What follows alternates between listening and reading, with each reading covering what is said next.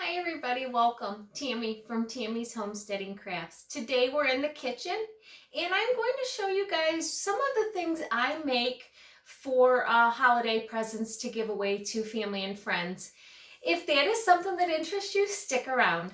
Okay, so before we get started with me showing you what I give to my family and friends as some of the goodies that I make, I want to welcome all of you to my YouTube channel. Thank you for stopping by. For those of you who this might be the very first video you're watching, I hope you enjoy the content. For those of you who have been coming back each week and have subscribed to my channel, I thank you so much for doing that. And those of you who have not subscribed, please consider doing so. It does benefit me by you subscribing to my YouTube channel. Okay, so let's get started with what I make for my family and friends as giveaways or gifts for Christmas. The most favorite thing that I like to give away to family and friends for Christmas is my homemade caramel popcorn. And for those of you who are watching this video, you'll get to see my recipe. I don't normally share my recipe with people. It's not that it's a family secret. It's just, I make it from scratch and I just usually try not to share it if I don't have to. It was out of the very old Betty Crocker cookbook. So that is where, I found the recipe. So let me walk you through on what I do to make my caramel popcorn. So the first thing I do is actually heat my oven up because it needs to be at 250 degrees to cook the caramel popcorn once you have it all put together. The next thing that I do is I actually pop my corn fresh when I make my caramel popcorn. This year I'm doing two things. The first, I am going to pop my own corn, but I am also going to use Jester's, I think it is. Let me get it here. Yes, this Chester's puffed corn in their butter flavor. I have quite a few people that I give popcorn to. They love it, but they really can't handle the hull of the corn. So I've decided, usually I think of it too late and they're out of stock of this. It's a very popular thing that people use for making caramel popcorn and other kinds of puffed desserts. My sister-in-law makes one where she drizzles chocolate over top of this and puts sprinkles and stuff on it and gives us that. And it's really good. And, you kind of call it like Christmas crack. That's what I call my caramel popcorn because once I make it, I just start sitting down and I'll eat a whole batch. I'll make myself sick by eating it because I absolutely love it. But so this is the other thing that I'm going to do I will make my normal caramel, but then I will put it over top of this for a couple of my batches and then actually physically pop the popcorn. So let's go back to popping popcorn. So in I believe it's a 8-quart pot that I use with a lid. I put my vegetable oil in there, just a layer around the bottom of it, and then I can pour in my kernels of popcorn. And I don't measure. I just look to see how much I have in the bottom of the pot, and as long as I can get it to be covered with oil, I'm okay. And then one thing I did find out last year, my popcorn was coming out very chewy. And what I heard was the reason it comes out chewy is because when you put your lid on the popcorn, you're trapping in the moisture. So now I use a screen over top of my popcorn when it's popping so that it can pop and all of the air can come out from there and it doesn't allow the popcorn to be chewy. So if you are having that issue like I was, that your popcorn was chewy almost like it was old, it's because the moisture, when you put the lid on to keep the popcorn in the container, it will get it makes it moist, and it kind of tastes like it's old, even though it might be you just buy it from the store and it's not old. So that's the first thing I do. I start doing this, and usually I end up having to do 2 pots of this for a batch of my caramel sauce that I'm making. So also, while this is starting, as you can see, it is starting to bubble a little bit, and it'll start popping here, and then I will have to put you on the stand and you can just kind of watch what's going on. But while that's starting, I also have my butter, which I totally forgot to get out of the refrigerator, even the freezer, so it's completely frozen. I have it on a low, on the stove on low, just to try to get it to melt. I need my butter melted before I can put my caramel syrup and my brown sugar into it to start making my caramel sauce. So while I'm popping the corn, I usually get this going on the stove to get it to melt. That way I have 2 things kind of going at the same time, and I don't have to wait so long for the caramel to get going. Okay, so I'm starting to pop corn, so let me get you guys on the tripod here.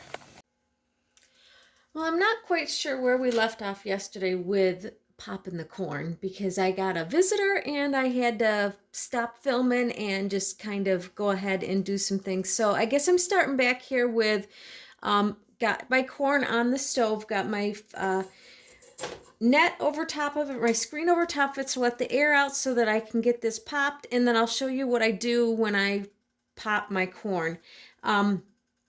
Also, and I don't know if this is cut off, I'll have to see when I go to video or when I go to edit, if my butter is also going on the stove. I'm getting that softened so that I can add in my brown sugar and my caramel syrup. But we're almost ready to get stuff going here with the popcorn. So let's see what we've got going here. Okay, our popcorn is starting to pop, and I just usually will keep the cover on it, the screen on it, and once it starts popping really good, I'll pull it up off of the heat because I have an electric stove, so I just want to make sure that it does not burn against the stove, but I still want to get the heat from the stove itself, the burner itself, to be able to get the popcorn to pop. So I'm just going to let this sit here while it's popping, and keep moving my pan around so the kernels stay close to the bottom of the pan and will get hot and pop.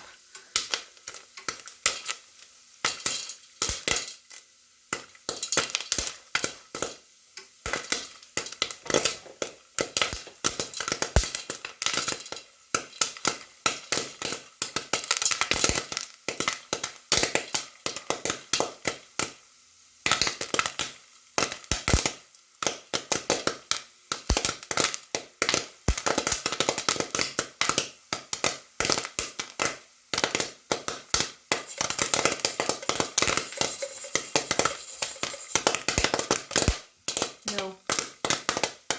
Gotta tell my dog not to get the popcorn, the kernel that just flew onto the floor. Otherwise, she'll burn her mouth.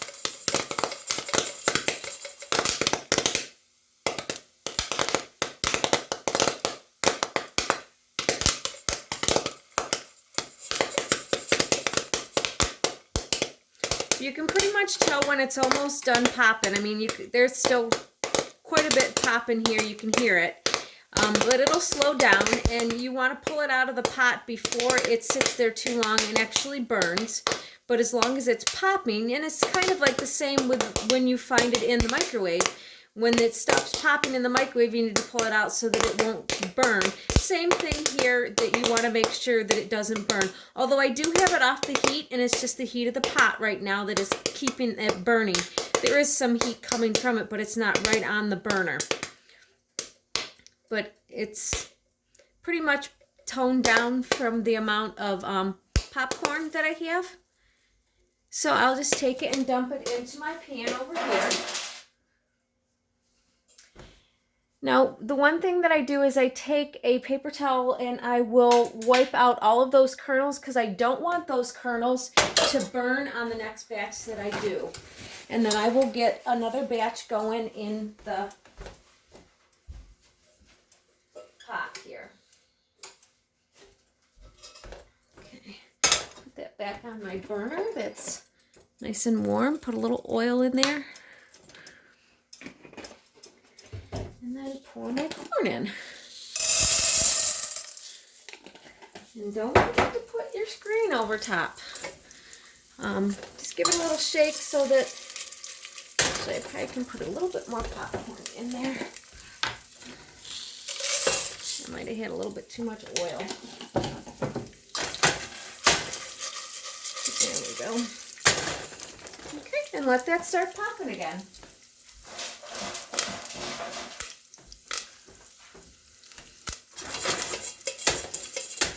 The second batch usually doesn't take nearly as long because the pot is hot, and I leave the burner on as I take it over there and put it back through, so everything is still pretty warm and it'll come up to temp relatively quickly for the next batch. Okay, so now that I have all of my popcorn popped, I just want to move it from this tray into this tray over here and try to get rid of all of the unpopped kernels. So I usually just shake it a little bit and put it from one tray into the other. That will allow me to see, and usually the kernels go right to the bottom, and I move it around a little bit when I'm doing it so that they do go to the bottom, because I really don't want all of the kernels of the corn to be in my caramel popcorn if I don't have to have them in there.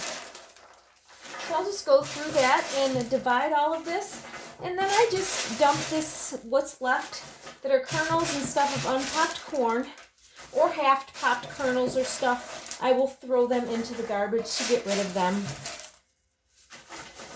It sounded like most of them popped today, so we didn't have a ton that didn't pop. We didn't really have a lot yesterday either. But yeah, that's all I do to try to get my popcorn so that I don't have big chunks. Because the worst thing you want is to have a kernel of corn that's got caramel on it and people don't know, and then you actually, you know, that's attached to a whole popcorn, and then you have a kernel that didn't pop attached to it, and you bite into it, and you know, people have broke teeth and stuff, and it's just, you know, I try to make sure that I don't get all of that in the popcorn, because when it's caramel, you're eating it most of the time faster because it tastes good, and people tend to have accidents with their teeth. My husband has had a few. But that's all that I'm going to throw away that will go into the garbage. Not a lot, but those are the kernels that I really don't want, there we go, that I don't want to have caramel added on to. So I will throw those away and we will get into finishing the caramel sauce. Okay, so while the butter is still melting, I have a couple of wooden spoons that I use specifically for making the caramel popcorn. I'm going to stir this around and see if my butter can't melt. But in the meantime, while this is still getting warm, and I can actually turn that up a little bit to get the butter even warmer, I need to get my brown sugar out and get that into a container. And my recipe calls for 2 cups of brown sugar packed into a bowl.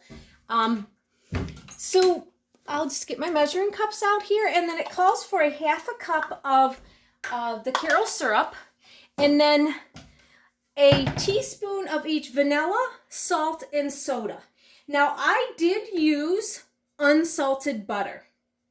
If I did not have unsalted butter, I would omit the salt in this recipe, just because it's too much salt. That's all you end up tasting is salt if you use salted butter and you add the salt. Oh, now it's starting to boil. Okay, let's turn that down just a little bit there. Let me get my, And this is packed brown sugar. So you want to get your 2 cups of packed brown sugar.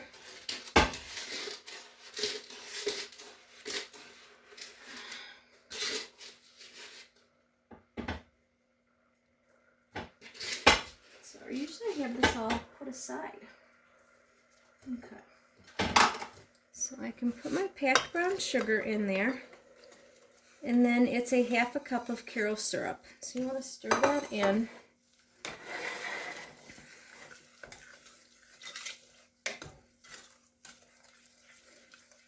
And let that start getting all warm, and I can get my Karo syrup in. Usually when I start, I always just get all this set aside so that when it's time to put that in, it's just using the spoons and everything and getting it all put in. Okay. There's my Karo syrup that's going in. And I just use light Karo syrup.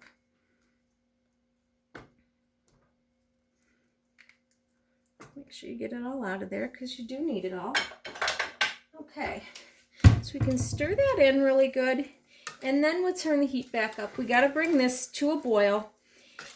You can absolutely use a candy thermometer, and I believe it needs to be like 250 degrees. I just follow the recipe that it says bring it to a full boil, and that's a full boil that you cannot turn down, or you cannot stir down. And then once it's to a full boil, it's 5 minutes of boiling. And you'll see when it gets to a full boil that it's, you can't turn it down. And then you start counting your 5 minutes, let it boil for 5 minutes. That's going to take a little bit of time. So while that's happening, I usually will get my vanilla, salt, and baking soda together. I do not mix the baking soda and the vanilla together. I'll put the vanilla in its own container so that I can just pour that in, but I will mix my salt and baking soda together. And the reason I do that is because I want to make sure that there are no lumps in the baking soda, because I don't want a whole, I don't want to get a big lump of baking soda in my mouth when I am eating. And I usually, because there's still salt in unsalted butter, even though they say there isn't, there's still some salt in it. So I usually don't use a whole teaspoon of my salt. And then I just mix it together and make sure that I have no lumps in any of that. And then I just put my vanilla in the teaspoon that I need and have it ready so that when this is boiling, I can just bring it right, stir it, and it doesn't have to be stirred constantly while it's boiling because it does pop a little bit and you could get burned with the sugar as it's boiling. You just need to stir it a little bit, but you need to stir it and make sure that all the sugar is dissolved in before you just totally don't stir it anymore, because otherwise the sugar will burn at the bottom of your pan here. Okay, so let's get our vanilla ready. And then we have everything ready to go into our pot once we have the caramel has bubbled and boiled enough. So, okay, I will turn you guys off for a minute until we get that to a boil, and then I can bring you back on and show you what it looks like as it's boiling. Okay, so the other thing that I do while my since I know I'm going to be doing another batch of caramel, I will get my brown sugar ready, my Karo syrup ready, so that when this is done, I can actually warm up another thing of butter, and I could have another thing of butter going on the stove. I just don't. Too much going on, you get too many things, you end up getting the butter burnt. Although my butter is frozen, so I might put it on the stove just to start, or put it in the microwave for a little bit to try to thaw it out. But I like to do it in the pot just because all of my butter is in there. When you cook it into something else and transfer it, you're not getting all of your butter in the same container that you have. As you can see, it's starting to boil.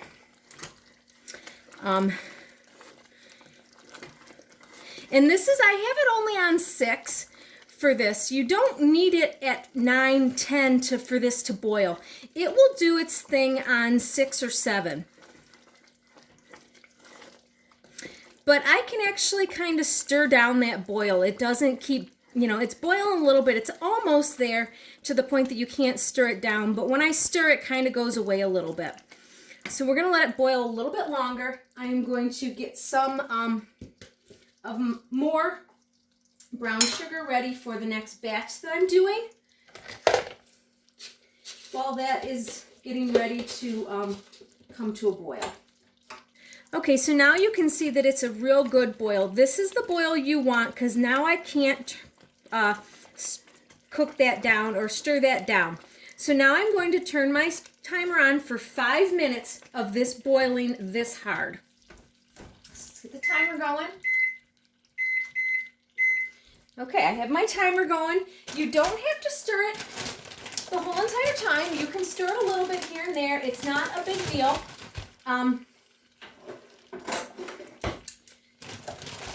You just want to make sure that it's not going to stick on the bottom. Okay. Brown sugar ready. And see how it puffs up a little bit? It is starting to get clearer. This is letting us know that it's getting into that candy stage that it needs to be at to make caramel. You don't want hard rock candy. You want soft softball, I guess is what it's called, that you want. And you can test this inside water if you want to. I usually don't because this usually works. The 5 minutes usually works, and I haven't had an issue with the caramel. But as you can see, it is getting lighter, and the lighter it gets, the more, the closer it is getting to your stage that you need it to be. And a lot of times I will stir it almost constantly at this stage, but you don't have to. Because it's not sticking or anything like that. Okay, let's get the other thing of Karo syrup ready for the next batch. I have my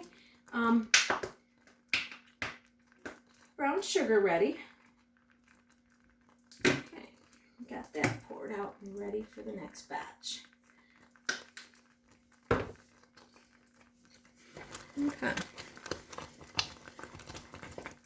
And it puffs right up when it is starting to, it almost gets, it's an odd look. And I've been making this for probably, I want to say 27 years. I've been making it since before my son was born. And he's 27, so I've been making this a long time. And once you make it for a long time, you know what it's supposed to do, how it's supposed to look, and it's just, you just know. So we are almost there. Let's check the timer. We have 2 minutes left. Sometimes 5 minutes seems like it takes a long time, and sometimes it seems like it goes by fast. But if you have other things to do, like getting your stuff ready for the next batch that you plan on doing, it just makes it easier that everything starts going in order, and you're able to just knock it right out.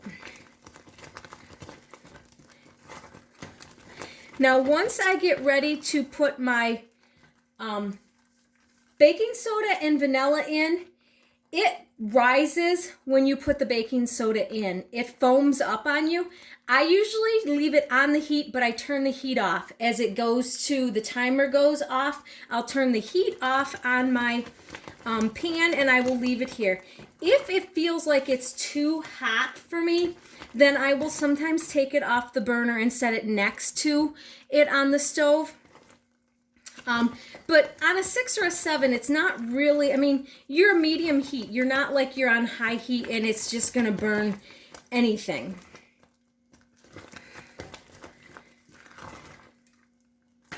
But you can see how the color is changing and it is getting a little bit lighter. Once you put the baking soda, salt, and vanilla in, it will get quite a bit lighter. And you can absolutely do this with dark brown sugar. I just happen to buy light brown sugar. You can do it with any brown sugar, whether you want dark or light. But yeah, that's Okay,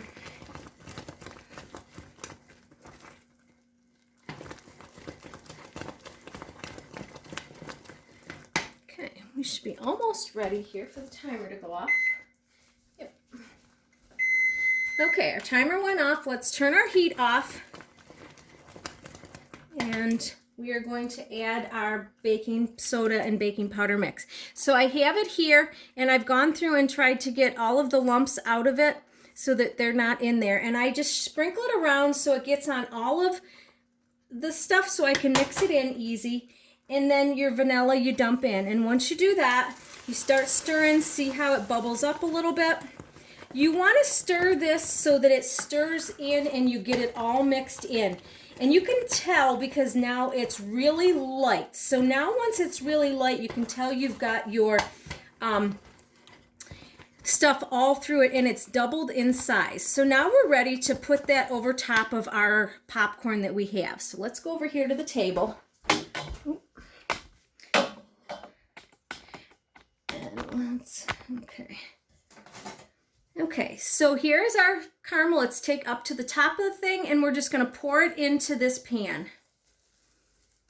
Get it all out into the pan.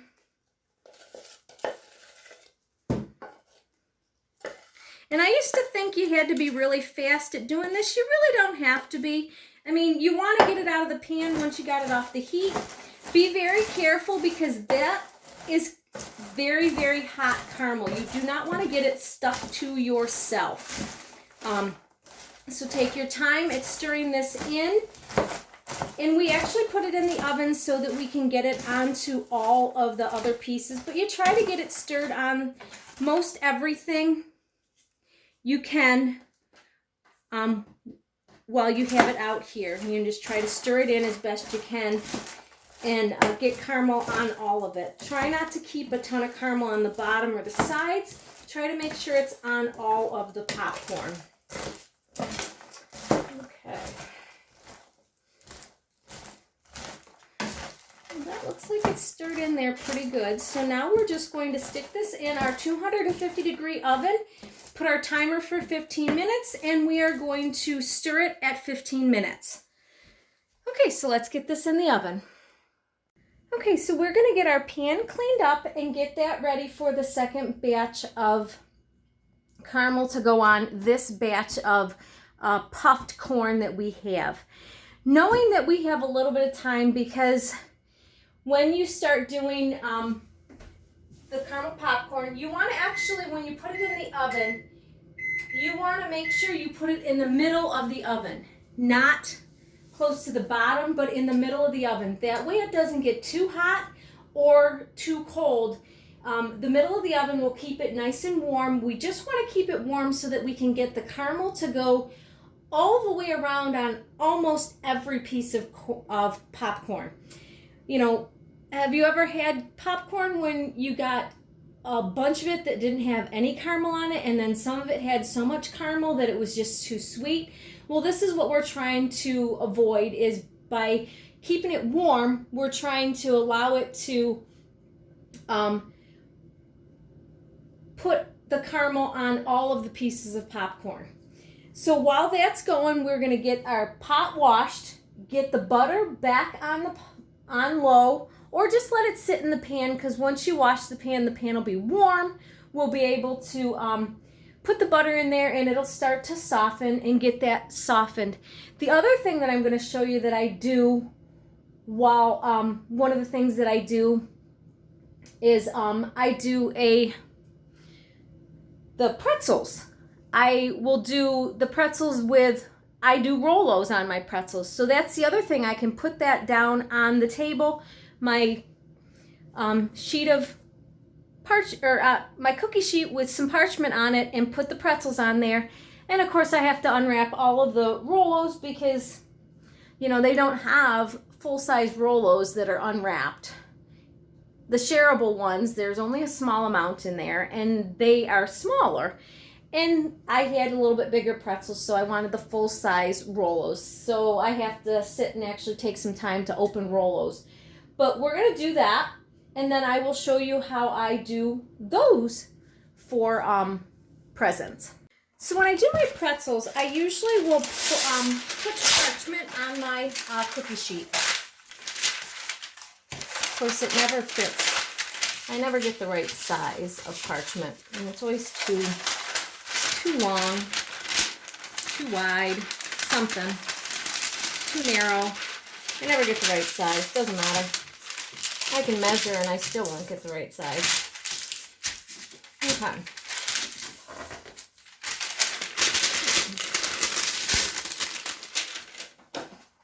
Let's try this again.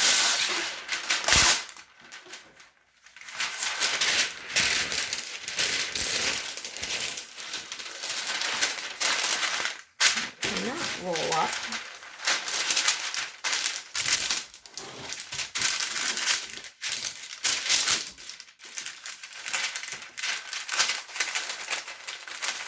And I'm just doing the parchment so that I don't have to have chocolate all over my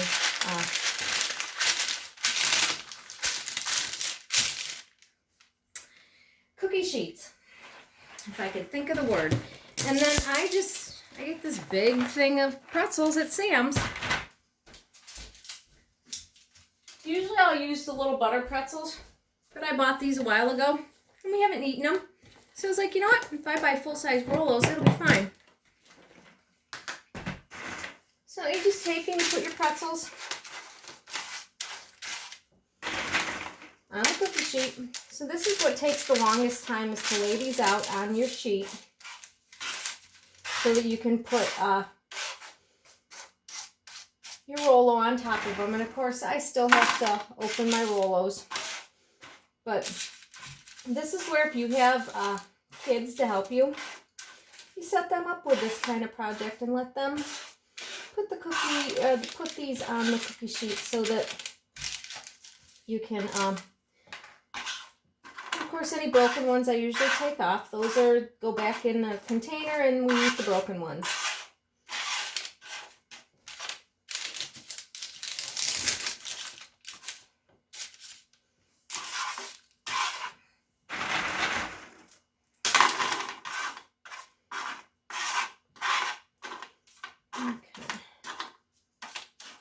Well, if I can fast forward this, I'll fast forward through all of this.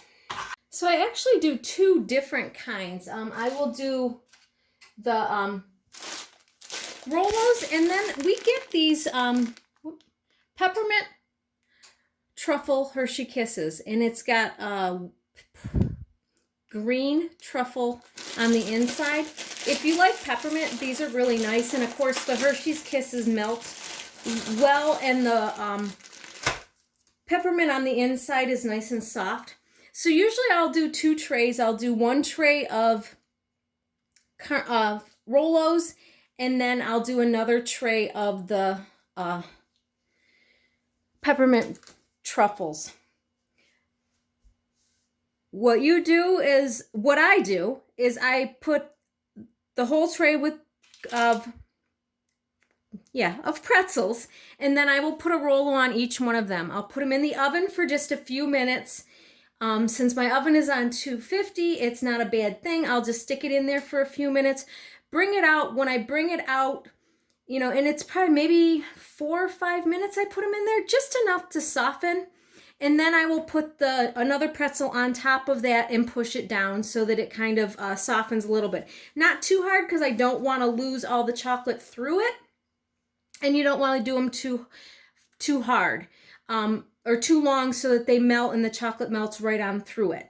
But being on the parchment, if it does, you can just, break them apart.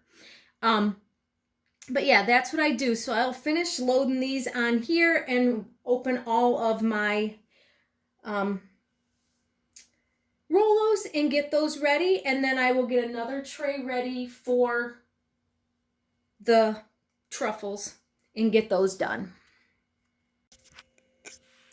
Well, I ended up getting a whole tray of the Rolos done, and also a tray of the Hershey's Kisses with peppermint truffle inside them. But I also got one of my batches of caramel popcorn out of the oven, laid it across my whole table to dry. Usually I'll pour this out and lay it on the table. had company come, so I had to actually stop filming for a little bit, but it dried and it's back into the pan. Basically, when you pull it out from the oven, you just break it into smaller pieces so that you don't have huge clumps, because it is all stuck together once it comes out of the oven. But other than that, we are done with those. The pan of hull-less popcorn, caramel popcorn, is in the oven right now.